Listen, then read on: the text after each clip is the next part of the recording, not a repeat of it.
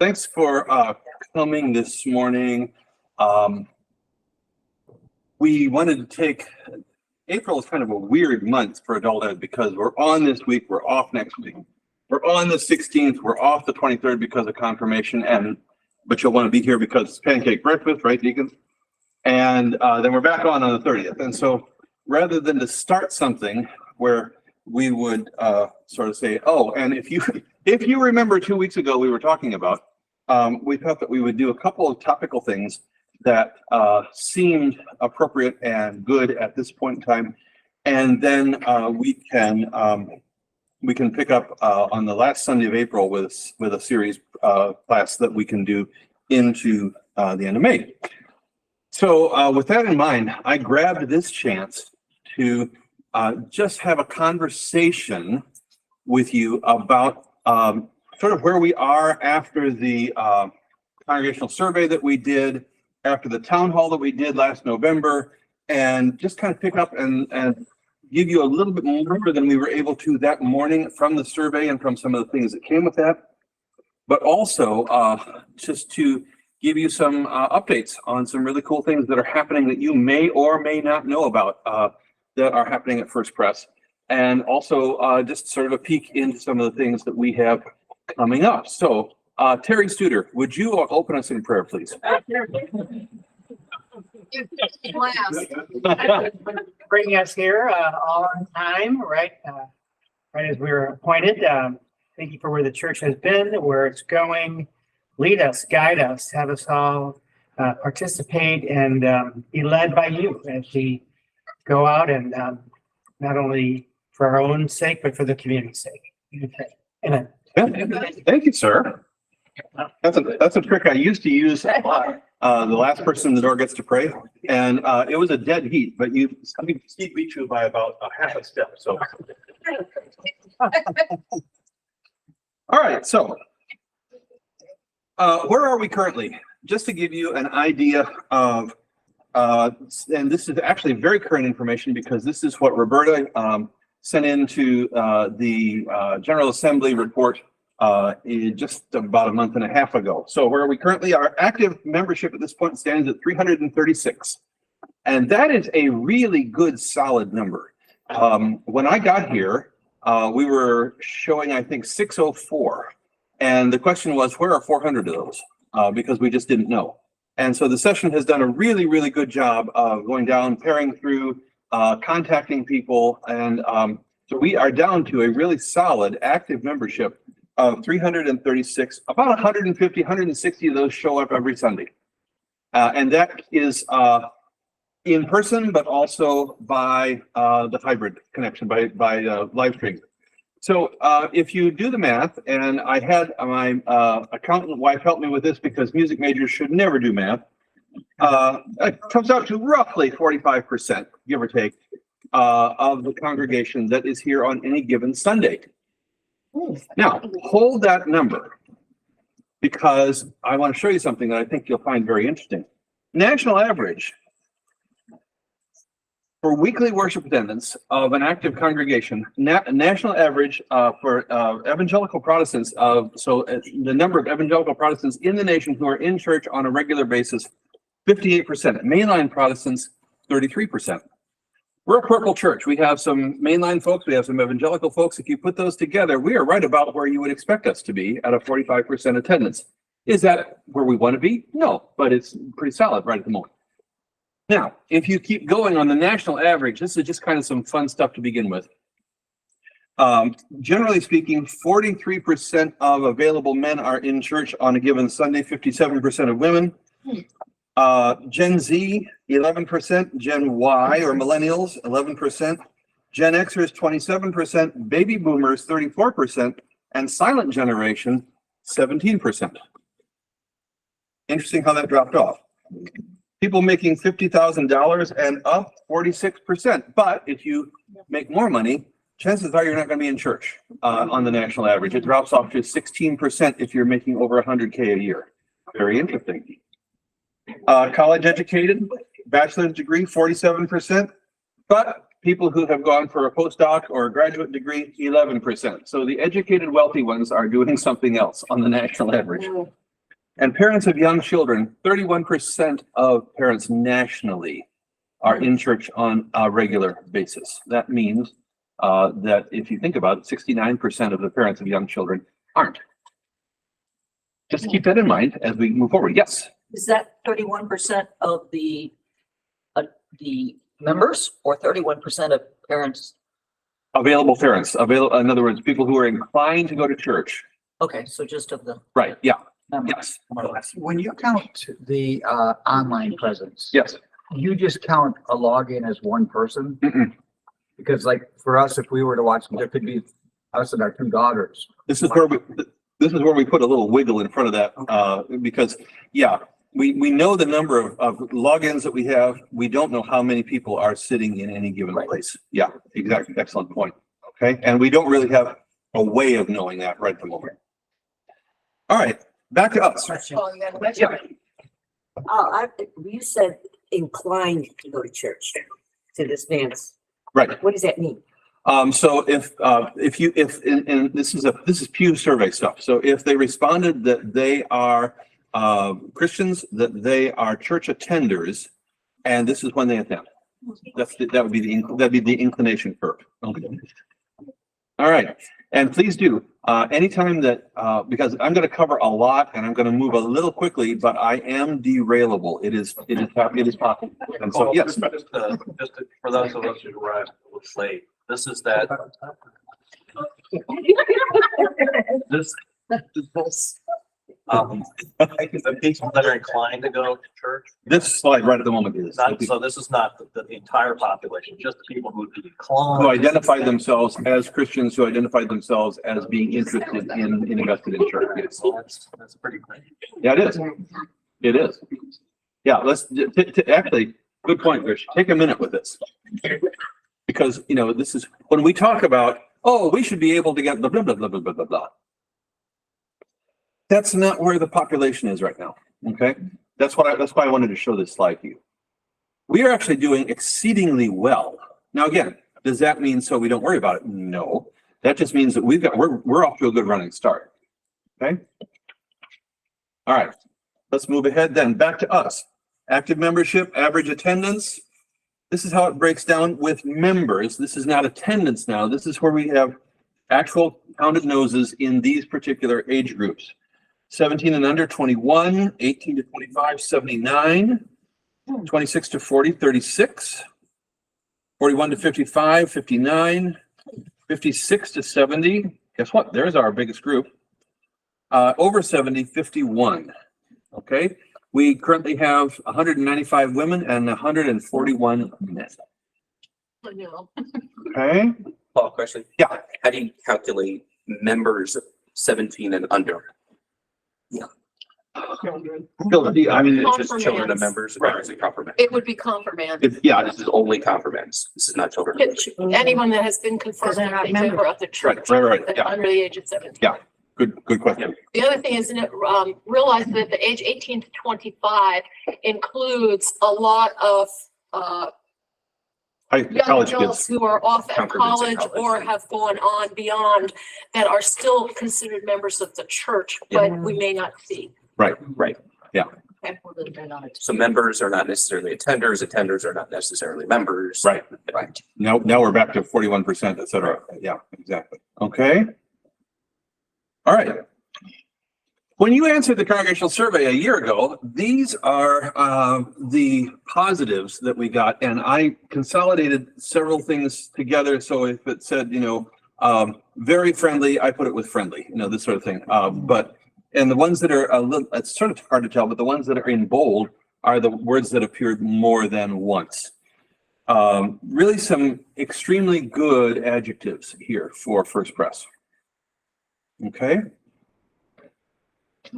And that, yeah, What is filled with HS? Holy Spirit. Taught high school. That's what we're working on, Phil, high school.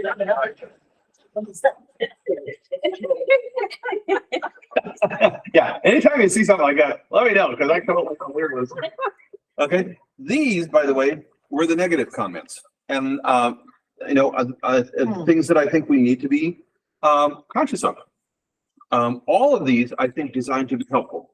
One of the things that we got with, the survey was, and this shouldn't surprise us, but, I've worked in the church way too long, to not have been surprised. There was no sniping whatsoever. Nobody went into that survey and said, wow, this is my chance to, it was the things that were offered, positive and negative, were offered in kindness and in generosity. If people care, this is one of the things that I think is one of our greatest strengths. You care about First Pres. You care about the congregation. You care about the fellowship.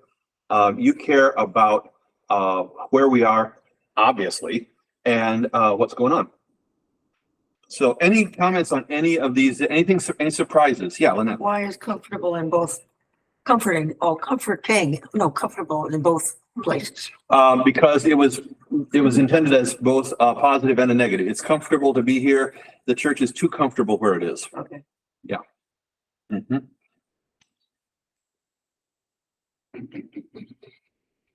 Any context around remnant?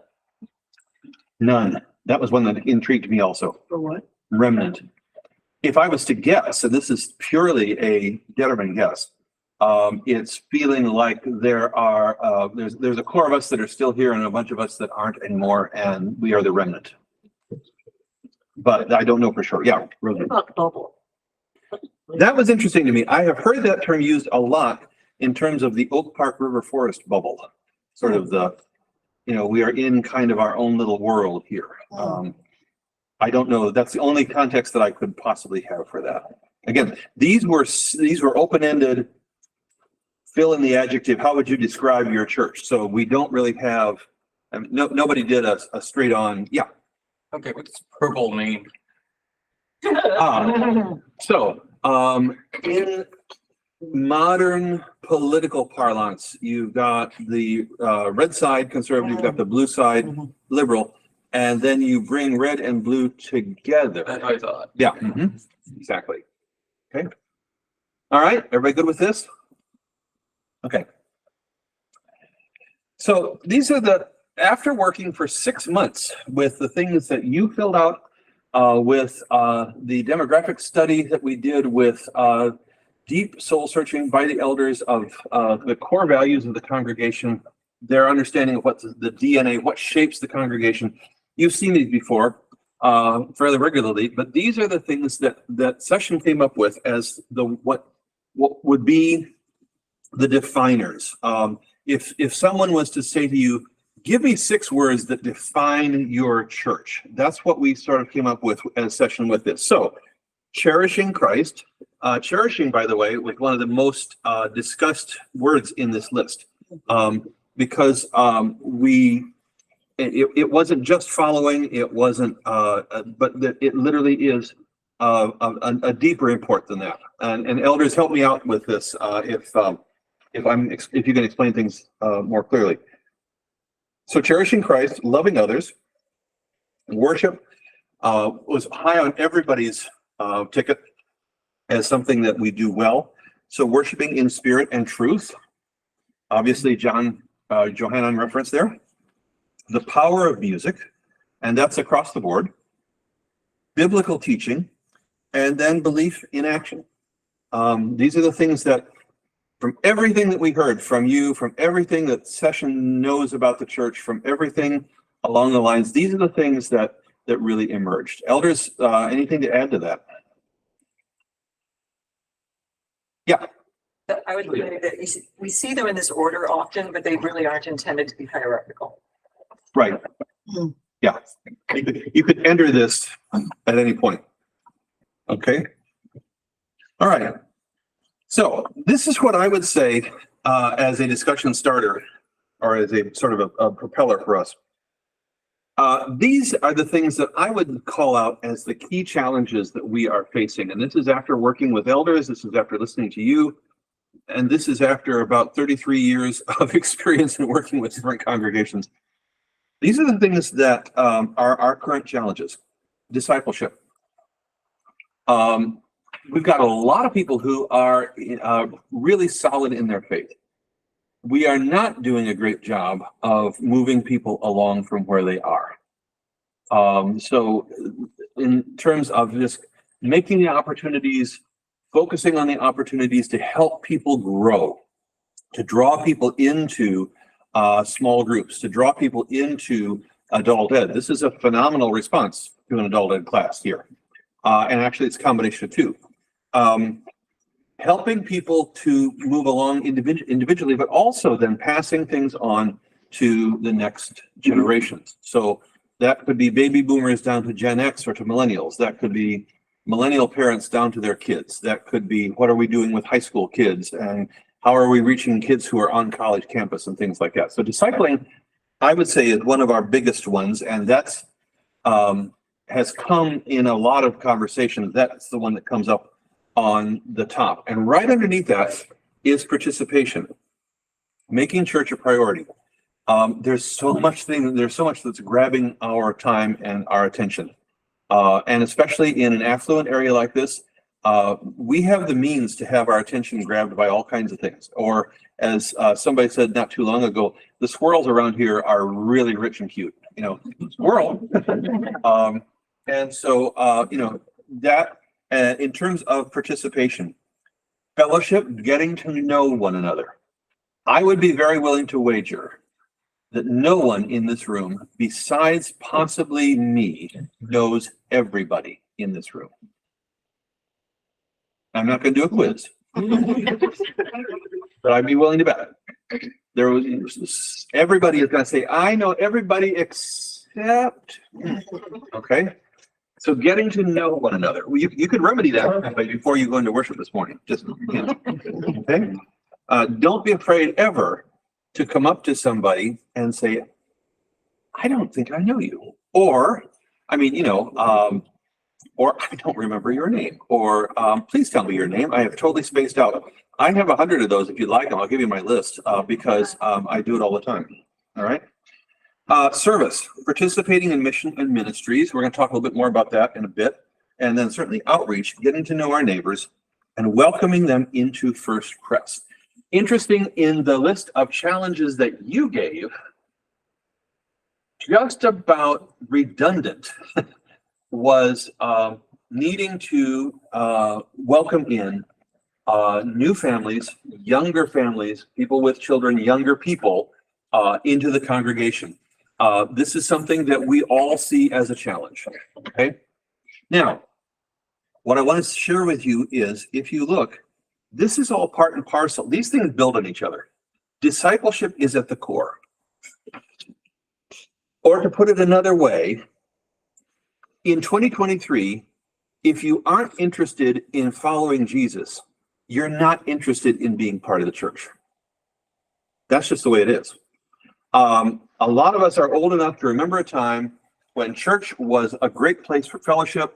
If you didn't have friends anyplace else, you had them at the church. Church was a great place to have a meal together because you probably may not have gotten together with people in a different way, or all your friends were at church, or all your neighbors were at church. I grew up in a town of 18,000 people. When I was in high school, I could tell you where every single friend of mine went to church. It's a different era, folks. And so if you aren't interested in following Jesus at some level, you are not going to be interested in church. You're going to be doing 100 other things. So I've got discipleship at the very core of this, but entry points can happen any other place. Interested in following Jesus, and my heart is in serving people who are underserved, serving people who need our help, all right? I'm gonna call out somebody on this just because this is so much who she is. Carly Jones talks to me probably every other week about, hey, can we do this? Hey, can we do this? Hey, can we do this? Hey, can we do this? Her heart for Jesus is a heart for service. Okay. Fellowship. You may, that may be an entry point. If you say to somebody who is interested in Jesus but doesn't have a church, hey, come to a soup supper, or come to the Taizé worship prayer service tonight and you can pray, ding, ding, ding, commercial. Or come to, you name it. That could be a way in. participation in the various things that we have going on can be a way in. Outreach can be a way to bring people in. And if in terms of your own participation, your own life of discipleship, as you get involved, starting at any one of these 4 points, the others build on it. If you want to learn more about Jesus, you might come and participate in worship. And you would say, this is a great place. Don Huber is one of the best salesmen that we have in the congregation. This is a great place. Come to my church. I think you'll really get something out of it. That's an outreach thing.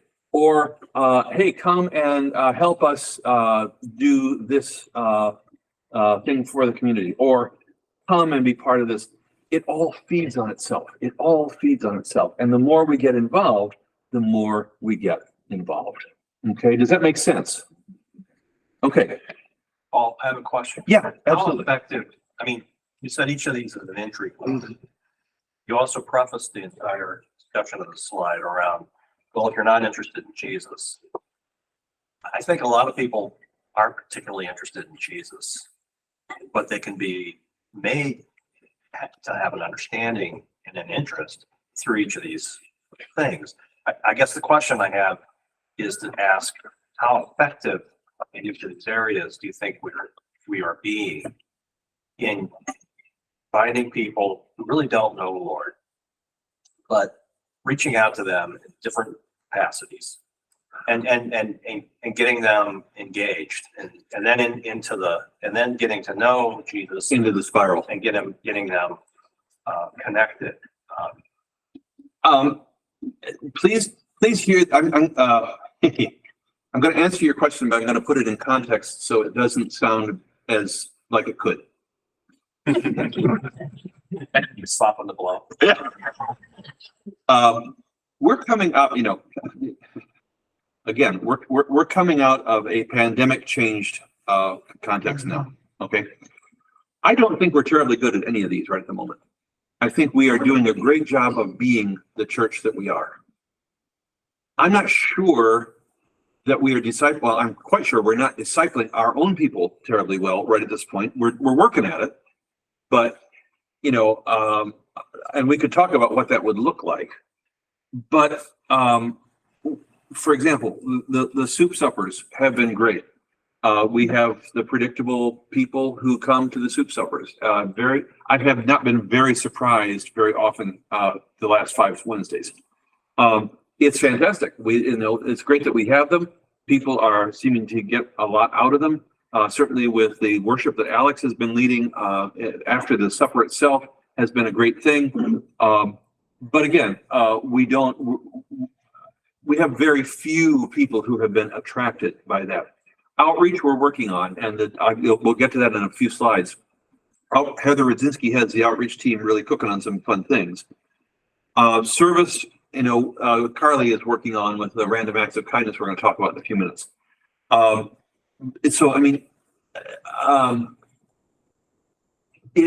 Do we have opportunities for marked growth in all these areas? Yes. I can't point to one and say we're really, really doing well here.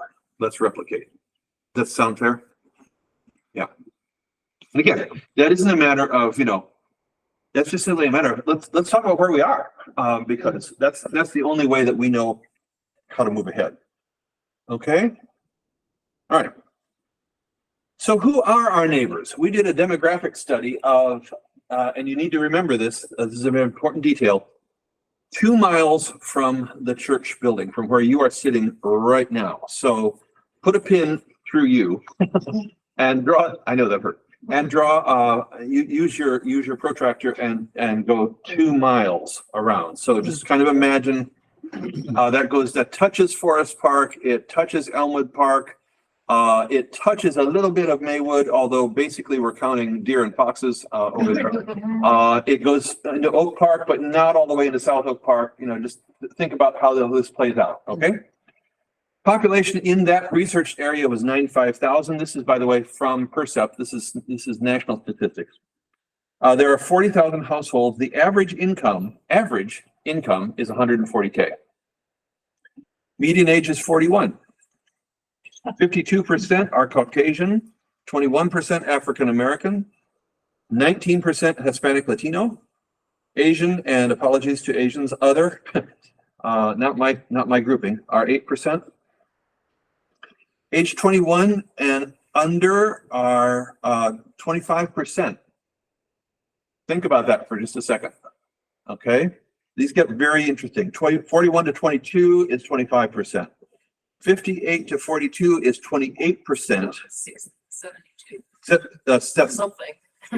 Apologies. Going back. Yeah, that's right. Going backwards. 77 to 59 is 18%. And 78 and up, sorry guys, if you're there, you're only 4% of the population around here. Okay? Male, 47%. Married, sorry, 47%. Single, 37%. Divorced and or widowed, 16%. Single parent households, 32%. Bachelor's degree, 55%. Graduate degree, 29%. White collar workers, 75%, no surprise there. Blue collar workers, 25%. Retired, 14%. This is the Democrat. Unemployed, Oak Park, 4%. River Forest, 10%. Okay? What of that surprises you, if anything?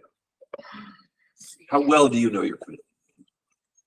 Actually, the single parent household actually surprises me Mhm. because that is quite a bit lower than the national average.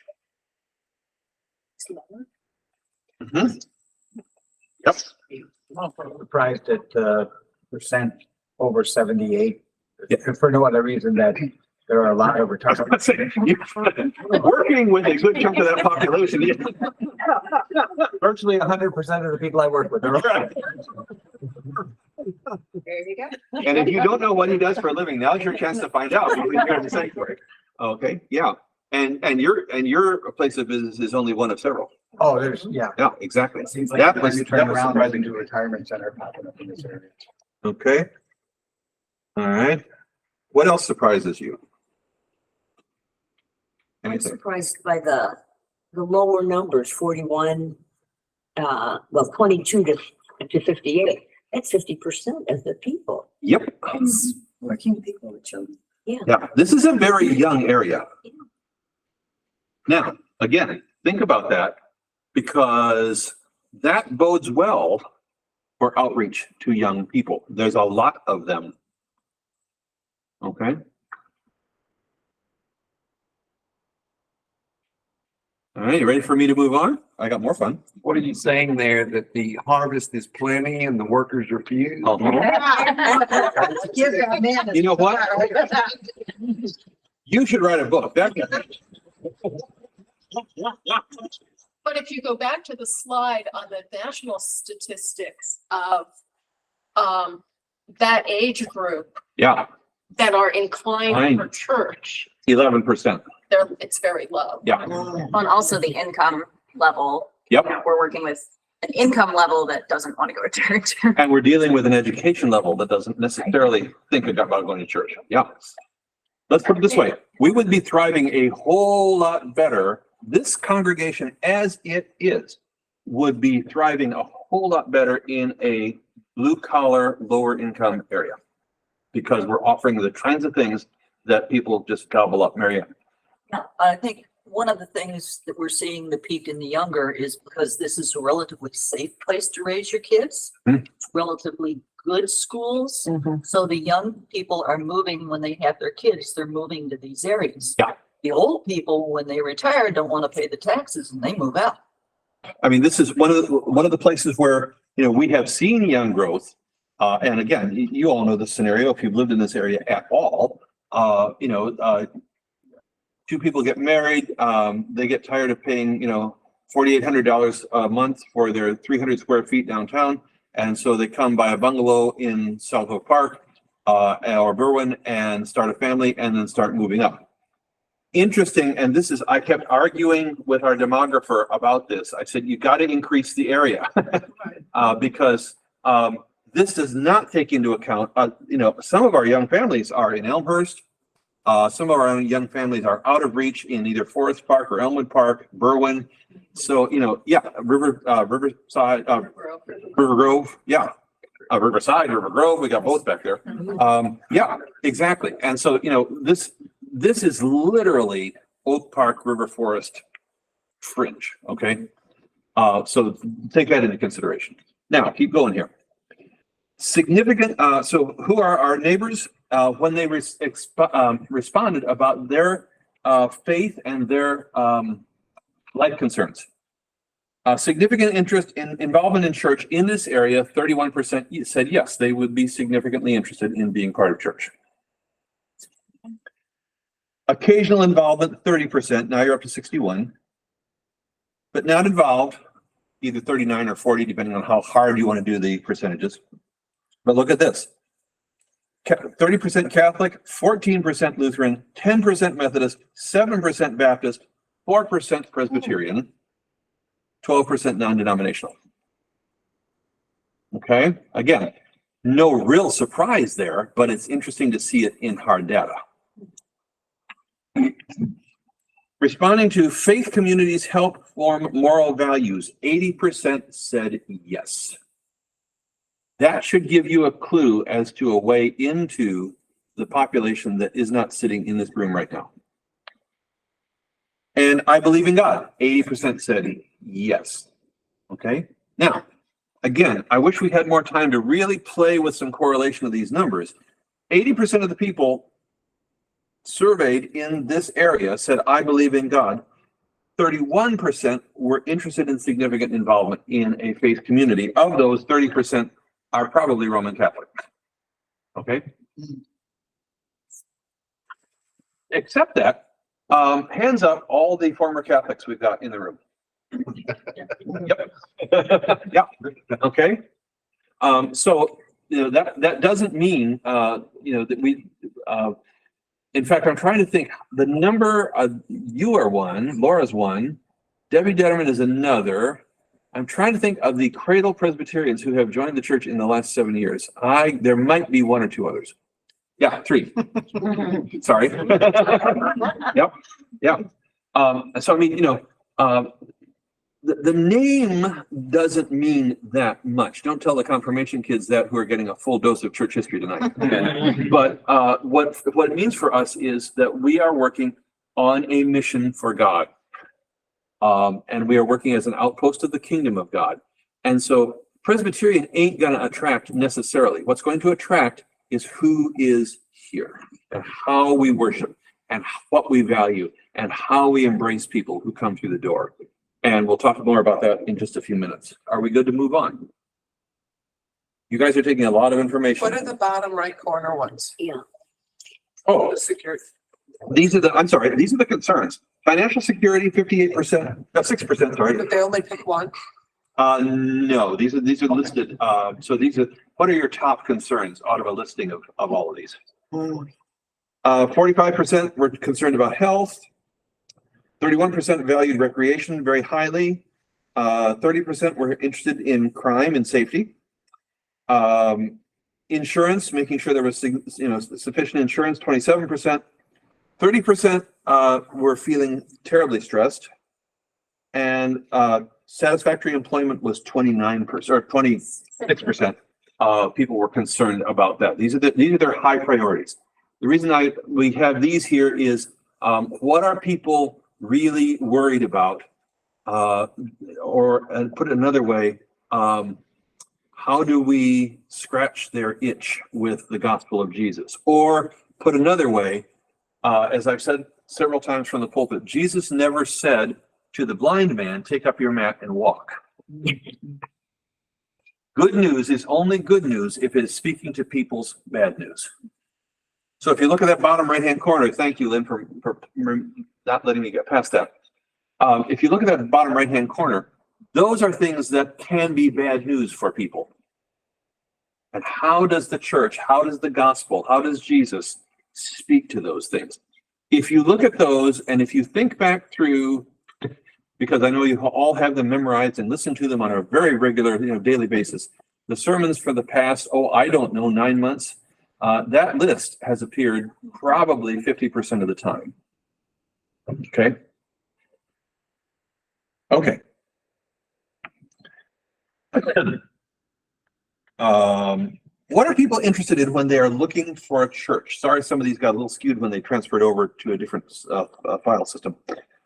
People are looking, 32% of people who are looking for a church are looking for Bible study and prayer. Family activities, 28%. Retirement programs, or programs for retirees, in other words, 28%. Youth ministry, youth programs, 26%. Theological discussion, 26%. Cultural programs, 26%. Counseling, 21%. Intellect-centered worship, 14%. Emotion-centered worship, 24%. And a combination of the two, 41%. I want to pause there for just a second because that is very good news for us. We strive for both. We try and challenge you intellectually, but we also try and challenge you to, we also try and reach into your heart and into your experience. Sermon being one part on the intellectual side, certainly music being the other on the emotional. But just the whole experience of worship, as we put it together, we really strive for both. Okay. Traditional music, 28%. Contemporary music, 22%. Combination of the two, 31%. Again, this is where we strive for both. Okay. With varying degrees of success on both ends. So when we're looking at people and asking, what are people at Mary? Yeah. Is there any breakdown of the age group that wants traditional music or that wants the contemporary? In the statistics that we have, no, that wasn't broken out that way. Experientially, it's very interesting to me that by and large, the younger people who have come to the church have come because of the traditional music. The older people who have come to the church have come because of the contemporary music. Yeah, it seems counterintuitive, but that's our experience. Is this people outside of our congregation, outside of our cohort? These are our name. This is the percept study of the 2 mile radius. Yeah, So this is the harvest. exactly. Yeah, this is how we can attract people. Bill, Just looking at the percentages, shouldn't like the three types of worship, the three types of music, all total up to 100%? probably not, because there's people who didn't answer the question. Okay. Yeah. That would explain the. Yeah, I knew somebody was going to challenge me. I ran the percentages carefully every single time because I knew somebody. Might not be including Christian rap or something like that. Yeah. I mean, so if you look at that, the largest percentage of people, now it's not, drastically, it's what, 4 percentage point difference. The largest percentage of people, when they are looking for something in this area, again, this is the 2 mile radius, are looking for Bible and prayer, Bible study and prayer. That's something we do pretty dang well here, gang, and that should be very encouraging to us. Okay? Keep that in mind when you get to the last slide, which is where I'm going to name the real things I think we need to be working on. If you look below that, it gets very fragmented very fast. You don't have anything much over 25% of anybody looking for any specific thing. Now, what that means is if we focus on something, so let's just say that we do, let me just turn the coin for First Press radically. Let's just say that we do retirement ministry really, really well and forget about the kids. We have the possibility of being interesting to about 25% of the population, but you flip that and it's exactly the same thing. And I will tell you from experience, the retirees are easier to get. Okay. That's because we don't move so fast. Yeah, that's right. You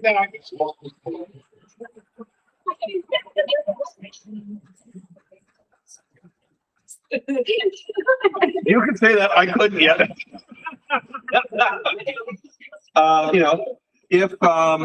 If you put Ryan Schumacher in one room and if you put Jack Bell in another room, they probably could look for an equal split in terms of who would be interested in the theological conversation or the kid stuff, the youth stuff.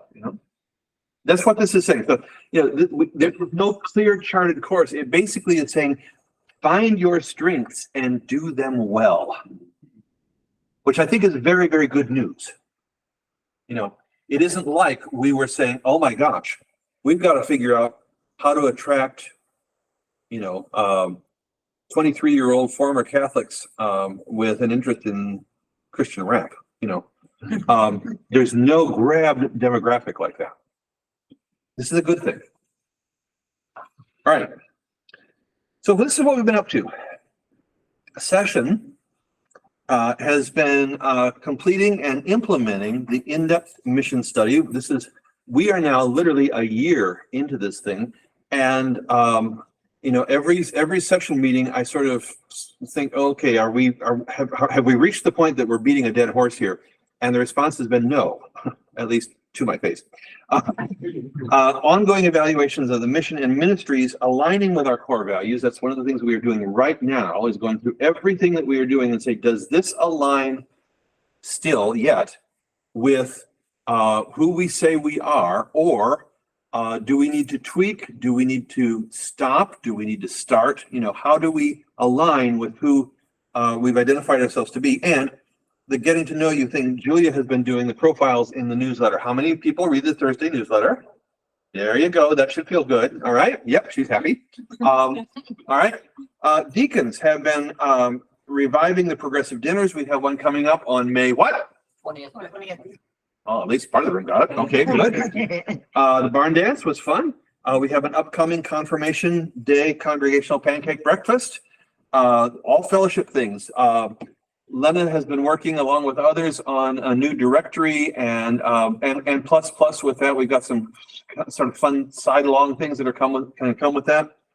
And then Random Acts of Kindness, the initiative that is looking for ways that we can be just doing random things that we're going to be helpful to people and letting them know we're doing this in the name of Jesus. Deacons, am I missing anything?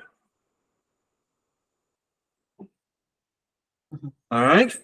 Elders, am I missing anything? Okay.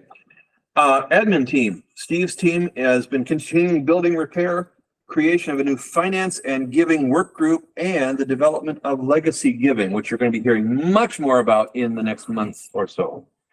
Those are probably our core areas that you think, Steve. Did I get that? Yep. Okay.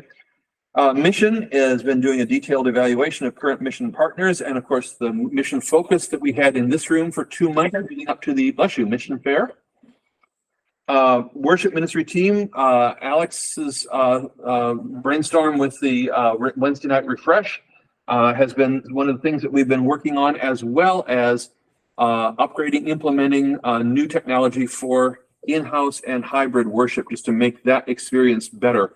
One of the things that I think you will be very happy to hear, we're going to be looking very shortly, we're getting bids right now for upgrading the dying sanctuary sound system, so that the sound that we have for worship should be better shortly. Let's see, there we go, back there. Outreach, recruiting brooder,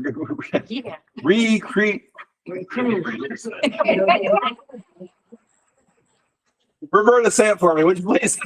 Recruiting greeters. There we go. Thank you. We've been working on more social media visibility, and that also falls to you all. Likes and shares are extremely important, and the emphasis on small groups. And again, flag that one because you're going to see it again in just a moment. Children's Youth Ministry, VBS, of course, is back. Parent Oasis, Children's Palm Sunday, and Christmas musicals. All these things, I'm going to keep moving because we are running a little close. Staff care, we finally got a new church administrator, office administrator, and Corinne is a godsend to the place. And then we are now working, as you saw in your Thursday newsletter, on initiating the search for a co-pastor. Okay. Any questions on any of those things? And then we've got one more slide. Yeah, Rosemary. Is there been any thought to initiating a search for regular contemporary music band or leader or whatever, what's the word? Right. So here's the deal. We could do that. The challenge is that, is the number of people that we have in the current worship team. I mean, that's everything that we have other than the leader is volunteer. So for example, and we've got good people right now. We just don't have, like, we don't have a drummer. When I was first here, we had 4 of them. All of whom have moved on to different places one way or another. You know, we had an all-star female vocalist who is now married and living in Austin, Texas. You know, just these sorts of things. And so the question that we need to be working with is not only leadership, but also who in the congregation do we have that would be worship band participating. Okay. Yeah. Other questions? I guess. Yeah. I guess when I started here, there was a designated person who was almost like a co-pastor that had that role as the leader. Am I wrong here? There was, he was, pardon me, Mark, Whiteside? before Mark, the guy who was leading the, Harley. pardon me, was Harley, if there's some, Dale Dean, something. He was the youth minister as well. So we're going back quite a few years. Who is contemporary. Okay, let's keep running. Go ahead. Yeah. Okay, so here is what I think are our weak spots at this point. These are the things that are the drag weights on where we are and on moving forward. We need advisors and disciplers to be alongside Jack Bell for JAM and DMI for the middle school and the high school. Right at the moment, Maggie Downs, our children's minister, who is here for confirmation with me and with Jack at 4:30 Sunday afternoon, is also staying through till 9 o'clock. So there is a second adult presence in the building. Yeah, not good. Not good. We need to find people who are willing to and who have a heart to work with and for kids. We need volunteers for children's ministry, for teachers, and for nursery care. Do you know that we started advertising for nursery workers in as we came out of COVID in 2021? Fun fact, we pay the best of any church in the region for nursery workers. We have found 0. And we have churches calling us saying, do you have anybody in your congregation we can hire? At which point Maggie says, no, we have nobody in our congregation. Closed small groups, all right? Participation in adult ed. That's one of our weak places. A lot, do you know we have 30 small groups? Which I think is pretty cool. Some of those are open and growing. Some of those have been together for a long time and are closed. And that's okay. But the challenge is, if the small groups are going to be the way that we continue to grow, that we can't stay there. We have to spark new small groups. And the way we spark new small groups is by people who know how to do small groups. Okay. The other thing is adult ed. You know, again, we have 2 adult ed classes right at the moment. The percentage of people that we have involved in adult education as compared to worship is very low. I don't have the exact number.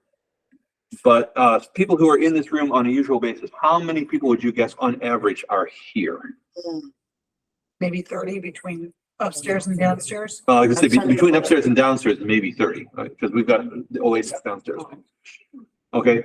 So you're counting adult Oasis as part of adult. Yeah, exactly. And we're probably Usually 10. 8 to 10. Yeah. So that's 20 people up here, 10 people down there.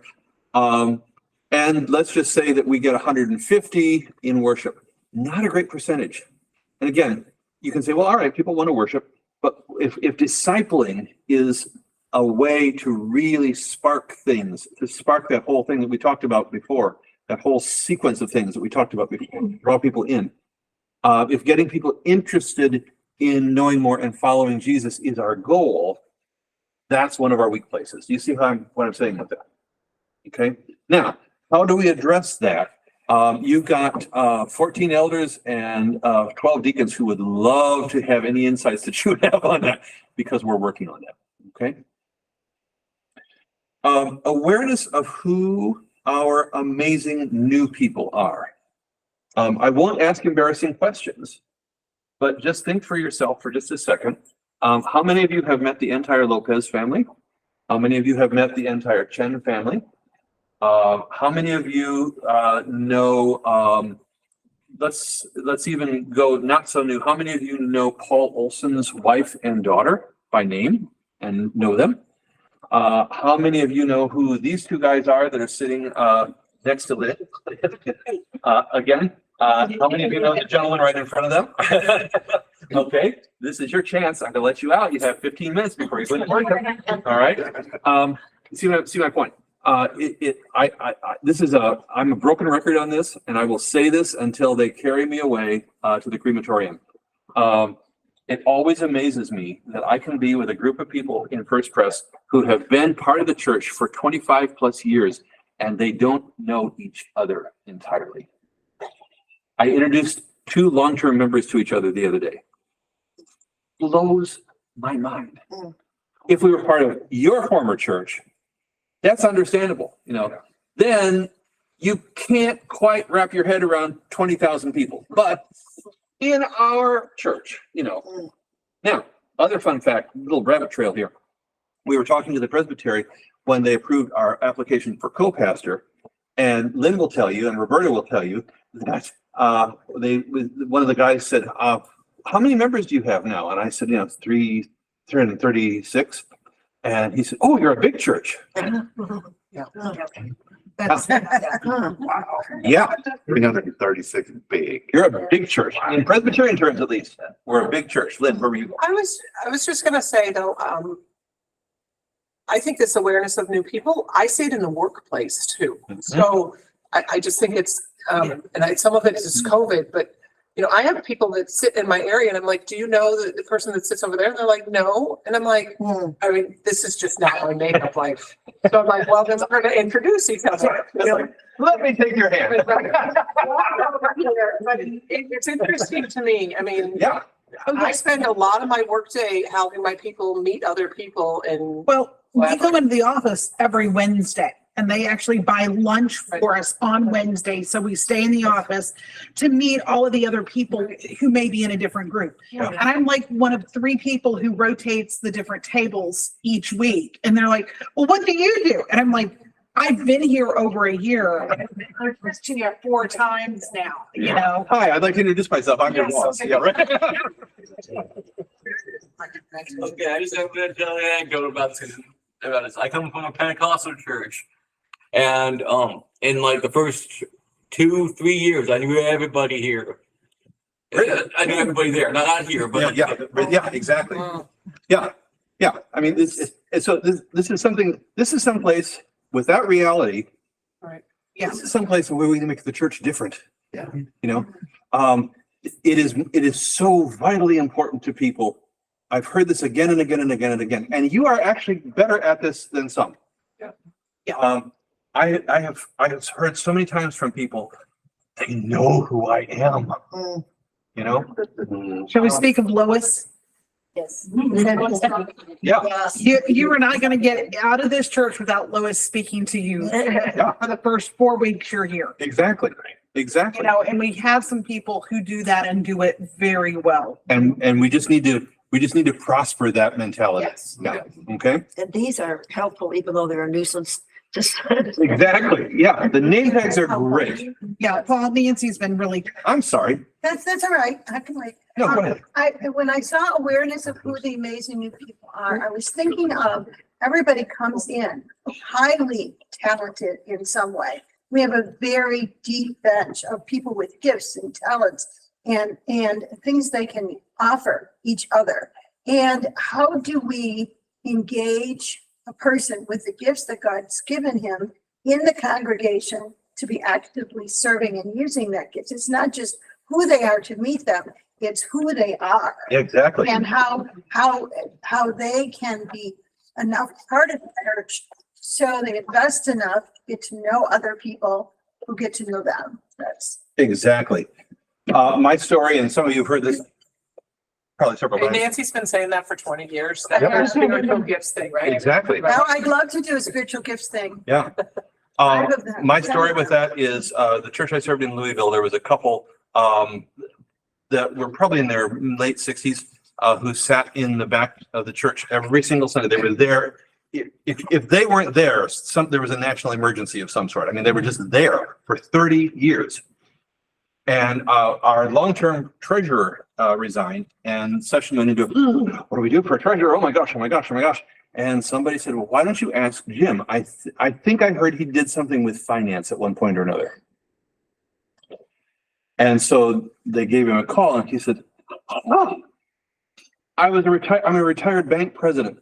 I would have been waiting for years to do something for my church. Oh. 30 years he's been sitting, waiting for a chance to do something, and he had it.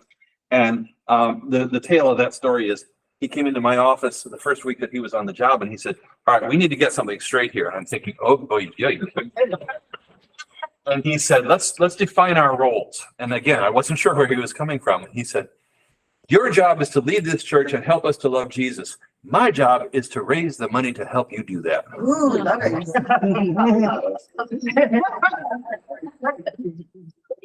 You want to make a pastor happy? Be a low enough bar that if someone has an interest or a talent, that we just don't wait to be asked. Right, yeah. We know that we can welcome and encourage. Exactly. Volunteer. Yeah. Thank you. The challenge is people have to be asked today, and they have to be asked multiple times. Yeah. And we need to, for people who are new, we need to continue to try and find where they want to volunteer or when they're ready to volunteer, because they may have the skills. It doesn't mean at that moment that they're ready Or able. I mean, Lynette has been sitting here for years waiting to teach a Zoom class, a Zumba class. Yeah. Okay. Expecting young people to find young people who are exactly like us. Now, I almost didn't put that on there because intellectually it's silly. Everybody sitting here would say, oh, come on. Except that we do. So for every person who leaves, I'm just going to pick our Foster's on the call. No, good. Good. I can talk about that. Okay. Chuck and Wanda Foster. I have no idea of exact numbers, but I'll just tell you from in a ballpark area. We've lost Chuck and Wanda Foster to Iowa. It's going to take at least 10 young families to fill those shoes financially, participation-wise, enthusiasm-wise, et cetera, et cetera, et cetera, because we have to, what's that word? Oh yeah, disciple them. Okay. Every so often we get a Pentecostal who comes in the door and says, let's go, but that's not the norm. That's not the norm. One of the things that we did as session was to create a profile of who we might logically expect, given all that you've seen here today, to be some of our target audience. And one of the characteristics of that person is they may have started in the church years ago, but they probably haven't been part of the church for at least 15 years or better. And something is drawing them back. That's the field. That's the starting place. That's the threshold that we are working with. So, we're not going to find people who just come through the door as freshly minted evangelical believers who are saying, here's my tithe, here's my offering, what else can I do for you? It ain't gonna happen. Looking for growth in all the old places. And that ties in with the last one, thinking that we can be the pre-COVID church again. No. There's a misconception. Yeah, total misconception. I was talking with our financial advisor, just doing so it's our quarterly check-in, and he said something so profound, and it really stopped me in my tracks. Because again, duh, but he verbalized it. He said, you realize that, he said, AI, artificial intelligence, has permanently changed the world. We just don't know it yet. Yeah. And he said, if anybody is expecting anything resembling an awful lot of the world that we knew before February, March of 2020, please disabuse them of that. This is one of the reasons, folks, that we did this, our ongoing mission study, is to determine who we are post-COVID. You have stayed with us, and so many people have said, thank you so much for everything, for all of the hybrid stuff that we did, for all the kids stuff that we did, for all the things like that, to keep things going during that really weird time. But one of the things that we have lost is sort of the, if you will, the fringe people, the people who came and, yeah, church is good. It's kind of a habit.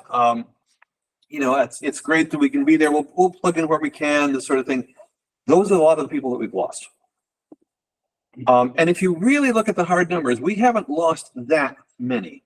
If you look at, for example, our worship attendance for the combined services in, say, late 2018 and currently, we're right about the same spot. And that should be encouraging to us, okay? Because it means that we haven't lost that much ground. But what it also means is we need to figure out how the gospel of Jesus Christ speaks to people in a post-COVID world.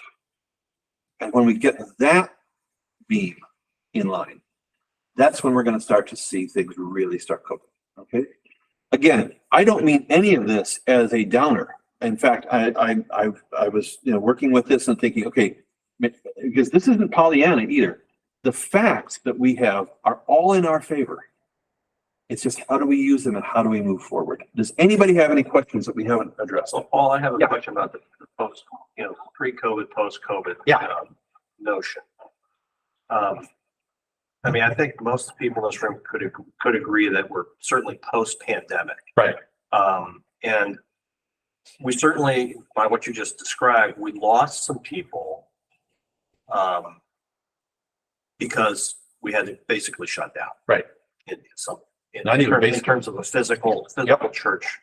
And what we gained out of it was we gained a technology platform that can help keep us absolutely connected and going and give us additional things post COVID, which is great. What I'm failing to understand is what persists about what persists about COVID that we're having. I mean, we lost people. Okay, right. We need to replace them and grow. But what do you where are we at? So one of the biggest places that I can point to right now, Rich, and then Bill's got another, and I bet we're thinking about the same kind of thing, maybe just slightly different. Yeah.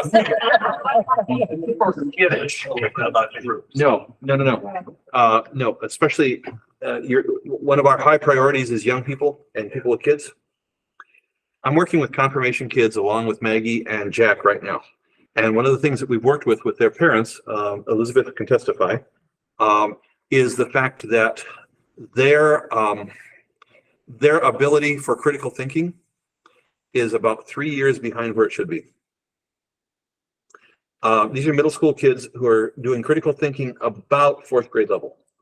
That doesn't mean the intellect is 4th grade level. It means the ability for group interaction and critical thinking is about 4th grade level. It's going to take a long time to recover from that, especially if we don't recognize it. Maggie is retooling children's ministry on a monthly basis to make sure that we are reaching kids where they are, not where they might have been 3 years ago. The long-term sociological implications of a pandemic and the shutdown are things that are going to dog us for a long time yet.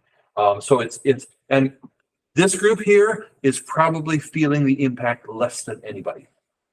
The younger you get, young singles, young families, people with young kids, that's where you're noticing the major impact. Okay. And that's where we have to be noticing the major impact so that we can be doing ministry to that group of people that we are focused on getting. Okay. So as an example, with the younger adults and with the young kids, what does Sunday morning look like? What does children's ministry look like? What does youth ministry look like? We've got to put question marks over all of those at this point. What does involvement look like? When you've got kids that some of our confirmation kids right at the moment are racing in here between performances at this and rehearsals at that, and they'll give us an hour. Give me what you got. I got to get out of here. And that is a very different thing than we would have seen maybe 10 years ago. It was coming, but with the pandemic, there also is a real push by parents to get your kids back involved with things, and kids wanting to do that. And we've got high performance kids. So we've always have. Those are the kinds of things that are going to really impact how we think about things. Adults, one of the things we talked about at the last session meeting, does adult ed still work on Sunday mornings? Or do we shift to a much more hyper-intensive, small group-based adult education, adult discipleship? What that means is, because we've got 30 small groups, add the number of people who are involved with those, put that against the number of people who show up here on a given Sunday morning. But what that means, though, is then we radically change the way we structure small groups, and we probably bring them into a much more coherent curriculum-based approach to what the small groups are doing, which we're going to get some real pushback from in the small group leadership. But again, if that is our discipling place, then we've got to make sure that we are discipling in the small group. It's those kinds of things that make for the interesting challenges and conversations. It was sort of tangential to what you were saying. I think actually we might be more successful rather than looking at it as pre and post COVID, look at it as pre and post shutdown. Yeah, well, there you go. Because focusing on the disease. Yes. Did not cause the issues you're talking. It's the way that the shutdown. It's the pandemic and the shutdown. You're exactly right, Bill. Yeah, Lynn. And I'm gonna add, I think it's also timing. I mean, it's a secular society, Yeah, right? yeah. Where we were in the overall trend of the culture, that even if we hadn't had COVID, some of these issues would still be here. Right. Absolutely. So that there's pre-existing conditions that existed as far as, the lack of the secularism and the amount of youth sport. I mean, you can talk about a lot of them, which COVID wouldn't have really changed. No, if it did anything, it accelerated. Yes. Okay. Folks, thank you for your patience. Thank you for your investment. I would be glad to have conversation about this. The bells are going to go off in about 30 seconds. And there's this little thing happening at the other end of the building that I probably ought to be part of. Thank you so much.